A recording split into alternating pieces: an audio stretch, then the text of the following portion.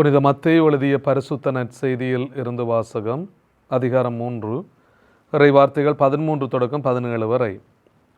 அக்காலத்தில் இயேசு ஜோவானிடம் திருமுழுக்கு பெற கலிலேயாவிலிருந்து ஜோர்தானுக்கு வந்தார். ஜோவான், நான் தான் உம்மிடம் திருமுழுக்கு பெற வேண்டியவன், நீரா என்னிடம் வருகிறீர் என்று கூறி தடுத்தார். இயேசு, இப்பொழுது விட்டுவிடும், கடவுளுக்கு ஏற்புடையவை அனைத்தையும் நாம் நிறைவேற்றுவதுதான் முறை என பதிலளித்தார். அதற்கு ஜோவானும் இணங்கினார். இயேசு திருமுழுக்கு பெற்றவுடனே தண்ணீரை விட்டு வெளியேறினார். உடனே வானம் திறந்ததையும் கடவுளின் ஆவி புறா இறங்குவது போல தம்மீது வருவதையும் அவர் கண்டார். அப்பொழுது, என் அன்பார்ந்த மைந்தர் இவரே, இவர் பொருட்டு நான் பூரிப்படைகிறேன் என்று வானத்திலிருந்து ஒரு குரல் கேட்டது. வாழ்வு தரும் இயேசு கிறிஸ்துவின் நற்செய்தி. கிறிஸ்துவே உமக்கு புகழ். இயேசுவிலே அன்புமிக்க சகோதர சகோதரிகளே, வல்லமையுள்ள இந்த சிறப்பான நாளிலே ஆண்டவர் இயேசுவினுடைய திருமுழுக்கை என்று நாங்கள் நினைவு கூறுகிறோம், கொண்டாடுகின்றோம். ஆண்டவர் இயேசுவினுடைய பிறப்புக்கு பிற்பாடு நாங்கள் சிறப்பான விதத்திலே ஒரு புதிய ஆண்டை நாங்கள் சந்தித்தோம். அந்த புதிய ஆண்டிலே நிறை வல்லமையோடு ஆண்டவருடைய திருக்காட்சி பெருவிழாவிலே நாங்கள் சங்கமித்திருந்தோம். இன்றைய நாளிலே திருச்சபை இந்த ஞாயிற்றுக்கிழமை ஆண்டவரின் திருமுழுக்கை நினைவு கூறுகிறது. ஆண்டவருடைய திருமுழுக்கு அவருடைய உன்னதமான சிறப்பான அவருடைய பகிரங்க பணியினுடைய ஒரு ஆரம்பமாக அமைந்திருக்கிறது. திருமுழுக்கு பெற்றுக்கொண்ட ஆண்டவர் தன்னுடைய பணி வாழ்க்கையை ஆரம்பிப்பதை நாங்கள் சிறப்பாக பார்க்கலாம். இந்த திருமுழுக்கு ஒரு அழகான திருவருட்சாதனமாக எங்களுக்கு தரப்படுகிறது. அதாவது திருச்சபைக்குள்ளே இயேசுவினுடைய அன்பு பிள்ளையாக உருமாற்றம் பெறுவதற்கான முழு வாய்ப்பையும் திருமுழுக்கு எங்களுக்கு தருகிறது. அதனால்தான் திருமுழுக்கு முதல் அருட்சாதனமாக எங்களுக்கு பொழியப்படுகின்றது. 7 அருட்சாதனங்களுக்குள்ளே முதல் அருட்சாதனமாக இந்த திருமுழுக்கை நாங்கள் பெற்றுக்கொள்ளுகிறோம். இந்த திருமுழுக்கு நாங்கள் குழந்தைகளுக்கு கொடுக்கிறோம். ஜென்ம பாவ மாசு அந்த பிள்ளைக்குள்ளே கலந்திருப்பதனாலே இந்த ஜென்ம பாவத்திலிருந்து இந்த பிள்ளைகளை மீட்டுக் கொள்வதற்காக நாங்கள் திருமுழுக்கு கொடுக்கின்றோம். இயேசுவினுடைய பிள்ளையாக அந்த பிள்ளையை நாங்கள் உருமாற்றம் செய்து புதுப்படைப்பாக அந்த பிள்ளையை நாங்கள் மாற்றுகின்றோம். இதற்கான ஒரு வாய்ப்பை தான் திருமுழுக்கு எங்களுக்கு தருகிறது என்பதை நாங்கள் சரியாக புரிந்து கொள்ள வேண்டும். உன்னதமான ஒரு வாழ்க்கை பயணத்துக்கு இயேசுவோடு நாங்கள் வாழுகிறோம் என்று சொன்னால் இந்த திருவருட்சாதனம் மிக முக்கியமான ஒரு திருவருட்சாதனமாக எங்களுக்கு தரப்படுகிறது. அதாவது ஆதாம் ஏவாள் செய்த பாவத்தினுடைய கொடுங்கனல் இந்த உலகத்திலே பிறக்கிற ஒவ்வொரு மனுஷனோடும் ஒவ்வொரு மனுஷியோடும் அது கலந்து அந்த ஜென்ம பாவத்தோடு தான் பிறக்கின்ற ஒவ்வொரு குழந்தையும் பிறக்கிறது என்பது எங்களுடைய நம்பிக்கை. ஆகவே பிறக்கின்ற குழந்தையை நாங்கள் புதுப்படைப்பாக மாற்ற வேண்டும் என்று சொன்னால் இயேசுவுக்குள்ளே அந்த பிள்ளையை நாங்கள் புதுப்படைப்பாக மீண்டும் பிறப்பிக்க வேண்டும் என்று சொன்னால் அதற்கான ஒரு வாய்ப்பாகத்தான் எங்களுக்கு திருமுழுக்கு கொடுக்கப்படுகிறது. இந்த திருமுழுக்கிலே குருவானவர் மிக முக்கியமான ஒரு வார்த்தையை சொல்லுவார். தந்தை மகன் தூயாவியின் பெயரால் நான் உன்னை கழுவுகிறேன் அப்படின்னு சொல்லுவார். அதாவது உன்னுடைய பாவ தோஷத்திலே இருந்து, உன்னுடைய ஜென்ம பாவ கொடுக்கிலே இருந்து, இந்த பாவத்தினுடைய கொடும் கனலிலே இருந்து உன்னை கழுவி சுத்தம் பண்ணி புதுப்படைப்பாக நான் மாற்றுகிறேன் என்கின்ற வார்த்தையை குருவானவர் அங்கே சொல்லுகின்றார். ஆகவே மூவர் கடவுளினுடைய வல்லமையினாலே நான் உன்னை கழுவி சுத்தம் செய்து புதுப்படைப்பாக உன்னை மாற்றுகிறேன் என்று ஒரு குழந்தையை நாங்கள் புதுப்படைப்பாக மாற்றுகின்றோம். அந்த வல்லமையைத்தான் அன்பானவர்களே நாங்கள் திருமுழுக்கு எங்களுக்கு தருகிறது. இயேசுவுக்கு திருமுழுக்கு தேவையில்லை. இயேசு பாவமே இல்லாதவர், அவருக்கு அந்த திருமுழுக்கு தேவையே இல்லை. ஆனால் இயேசு இன்னமொரு திருமுழுக்கை பற்றி எப்போதுமே பேசிக்கொண்டே இருந்தார். நான் பெற வேண்டிய திருமுழுக்கு ஒன்று உண்டு என்று ஆண்டவர் சொல்லுவார். அந்த திருமுழுக்கை நான் பெறும் மட்டும் நான் மிக மன நெருக்கடிக்குள்ளாகி இருக்கிறேன் அப்படின்னு சொல்லி லூக்கா நற்செய்தி 12ஆம் அதிகாரத்திலே மிகவும் சிறப்பாக சொல்வார். நான் பெற வேண்டிய ஒரு திருமுழுக்கு உண்டு, அது நிறைவேறும் அளவும் நான் மிகவும் மன நெருக்கடிக்குள்ளாகி இருக்கிறேன் அப்படின்னு சொல்லுவார். தம்மோடு ஆட்சி புரிய விரும்பிய சிறப்பான விதத்திலே தன்னுடைய சீடர்களை ஆண்டவர் அழைக்கின்றார். அந்த சீடர்களை அழைக்கின்ற போது ஒரு தடவை இந்த யாக்கோப்பு ஜோவானினுடைய தாய் இயேசுவிடத்திலே ஒரு விண்ணப்பம் செய்வாள். என்ன விண்ணப்பம் அப்படின்னு சொல்லி சொன்னால், என்னுடைய மகன்களிலே ஒருவன் உம்முடைய வலப்புறமும் நீர் ஆட்சி உரிமை பெற்று இருக்கிற போது மற்றவன் தன்னுடைய இடப்புறமும் உம்முடைய இடப்புறமும் இருக்க வேண்டும் என்பது நான் விரும்புகின்றேன் அப்படின்னு சொல்லி அந்த தாய் ஒரு வேண்டுகோளை சொல்லுவாள். அப்போது இயேசு சொல்லுகின்ற வார்த்தை என்னவென்று சொன்னால், மிக முக்கியமான வார்த்தை ஆண்டவர் சொல்லுவார். என்னுடைய வலப்பக்கமோ இடப்பக்கமோ இருப்பது என்பது சொல்லுவது தந்தையினுடைய சித்தத்தின் அடிப்படையில் இது அமைந்திருக்கிறது. ஆனால் ஒரு விடயத்தை ஆண்டவர் சொல்வார், நான் பெறுகின்ற திருமுழுக்கை உங்களால் பெற முடியுமா அப்படின்னு சொல்லி ஒரு வார்த்தையை சொல்லுவார்.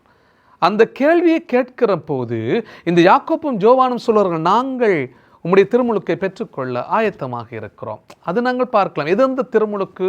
ஆண்டவர் இயேசு தன்னுடைய திருமுழுக்கை எங்கே நிறைவேற்றுகின்றார் அப்படின்னு சொன்னால் கல்வாரியிலே நிறைவேற்றுகிறார். அந்த கல்வாரியிலே தியாக பலியாக தன்னை கொடுக்கின்ற அந்த திருமுழுக்கும் இரத்தத்தை சென்றிருக்கின்ற அந்த செந்நீரினுடைய திருமுழுக்கும் தான் அது உலகத்தின் மீது படுகின்ற போது அது வல்லமையுள்ள சாட்சியத்தின் மேன்மையாக மாறுகிறது. அதுதான் அன்பானவர்களே நாங்கள் என்று சிந்திக்கிறோம். நான் பெற வேண்டிய திருமுழுக்கை உங்களால் பெற முடியுமா?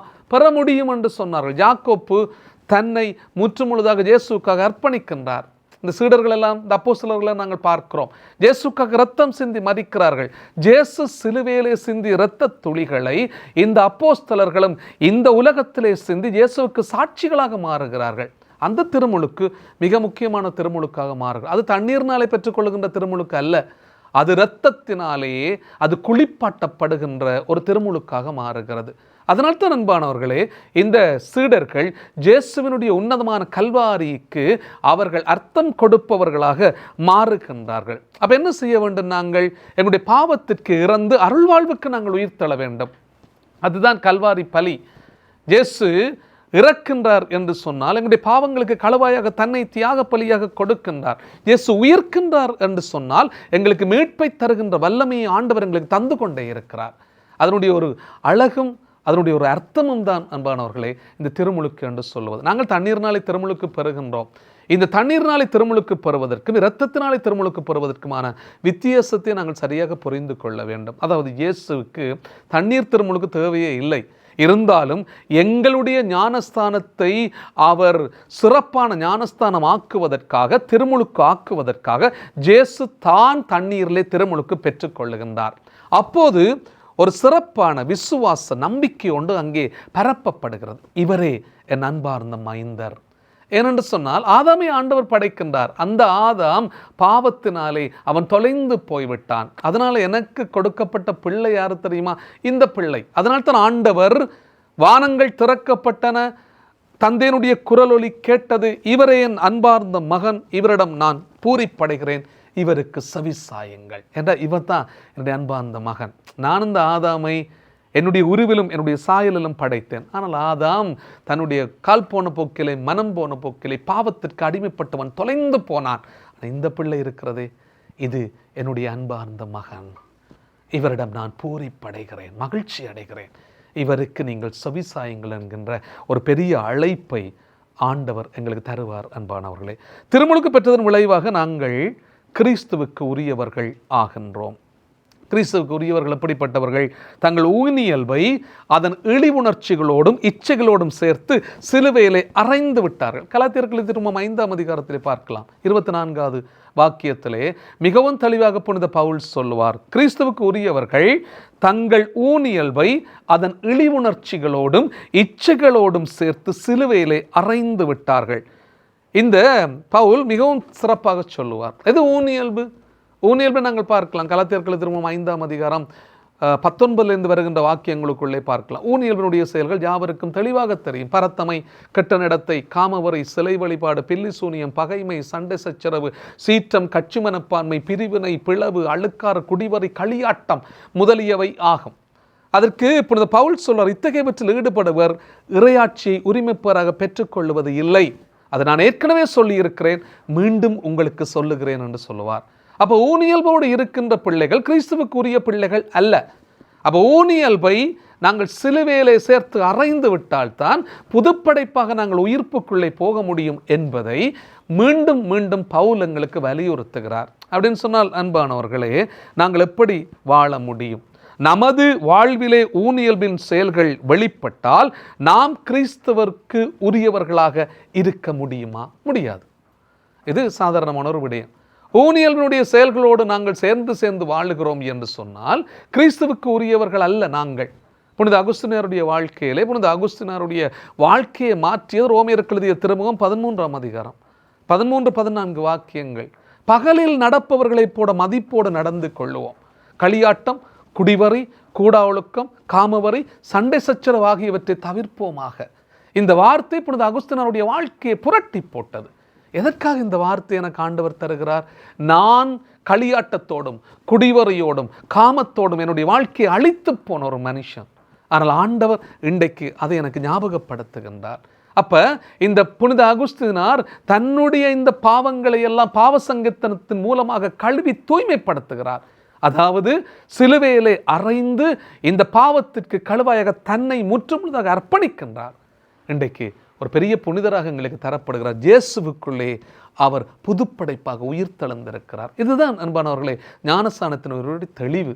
அப்போ ஞானஸ்தானம் எங்களுக்கு கொடுக்கப்படுகிறோம்னு சொன்னால் பாவத்திற்கு நாங்கள் இறந்து போகிறோம், அருள் வாழ்வுக்கு நாங்கள் உயிர் தழுகிறோம். இதைத்தான் நாங்கள் சரியாக புரிந்து கொள்ளணும். ஒரு பிள்ளை ஞானஸ்தானம் கொடுக்கப்படுகிறது, ஒரு பிள்ளைக்கு நாங்கள் ஞானஸ்தானம் கொடுக்கிறோம் என்று சொன்னால் அந்த பிள்ளை ஜென்ம பாவ கொடுக்கிலிருந்து விடுபட்டு புதுப்படைப்பாக மாறுகிறது. அதான் தந்தை மகன் தூயாவின் பேரால் நான் உன்னை கழுவுகிறேன். யாருடைய பேர்னாலே? பரம திரித்துவத்தினுடைய பேர்னாலே, மூவொரு கடவுளினுடைய வல்லமையினாலே நான் உன்னை கழுவி சுத்தம் செய்கின்றேன். திருமுழுக்கு பெறும்போது நமக்கு தூய ஆவியார் அருளப்படுகிறார். அது மிக தெளிவான ஒரு விடயம் அன்பானவர்கள். அந்த ஆவியார் கடவுளை, அந்த ஆவியாரினால் தான் நாங்கள் கடவுளை அப்பா தந்தையே என்று கூப்பிடுகிறோம். இதை நாங்கள் பார்க்கலாம். ரோமியர்களை திரும்ப 8ஆம் அதிகாரத்திலே பார்க்கலாம், 15வது வாக்கியத்திலே நாங்கள் பார்க்கலாம்.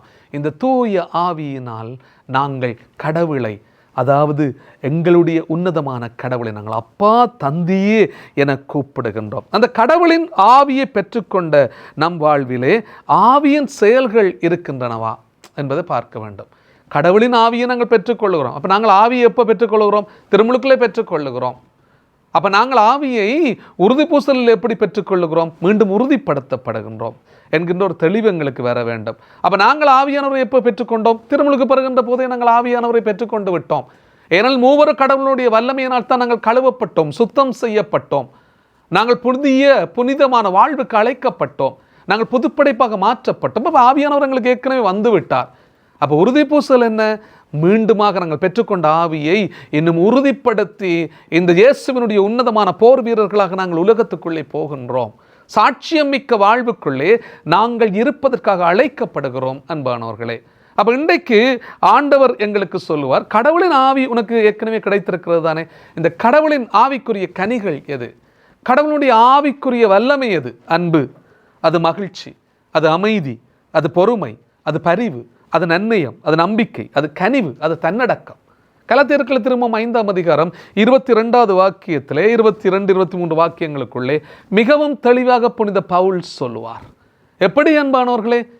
நம்முடைய ஆவியினுடைய கனிகள் எது? அன்பு இருக்கிறது, அது மகிழ்ச்சி இருக்கிறது, அது அமைதி இருக்கிறது, அது பொறுமை இருக்கிறது, அது பரிவு இருக்கிறது, அது நன்னயம் இருக்கிறது, நம்பிக்கை இருக்கிறது, கனிவு இருக்கிறது, தன்னடக்கம் இருக்கிறது. இவற்றையெல்லாம் நாங்கள் சேர்த்து பார்க்கின்ற போது இவை எங்கள் வாழ்விலை ஆட்சி புரிய வேண்டும்.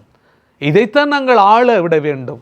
மாறாக ஊனியல்பை நாங்கள் ஆள விட்டோம் என்று சொன்னால் தொலைந்து போய்விடுவோம், இல்லாமல் போய்விடுவோம். இயேசுவுக்குரியவர்களாக நாம் வாழ முடியாது.